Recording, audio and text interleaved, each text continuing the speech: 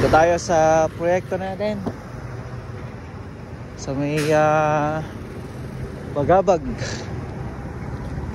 So bibigyan ko na rin kayo ng update dito. Sa ngayon, ayan, mano-mano ulit kasi yung mixer natin sa kabilang project. Ayan, no? Okay na, no?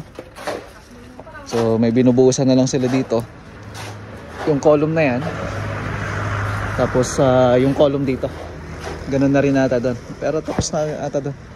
Ayan na. So ngayon, wall footing, yan na yung susunod namin gagawin kasi halos tapos naman na lahat ng columns natin. And then mag-aasinta na ho tayo. Ayun, yung inaasintahan nila sa likod. So diretso po yan. At diretso na rin po na matatapos. Okay. So yan ang kagandahan niya mga kamusta na sa paggawa. Kung napapansin niyo, dito and konti na lang. May maasintahan, magbibiga na ho kami dyan pagkatapos lang ng mga buhos natin. So yung biga kasi natin, syempre, i-high ceiling kasi natin.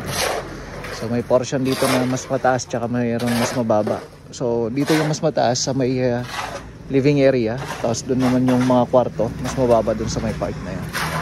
So soon, papakita natin yan ang kabuuan, mga kamusta. Okay.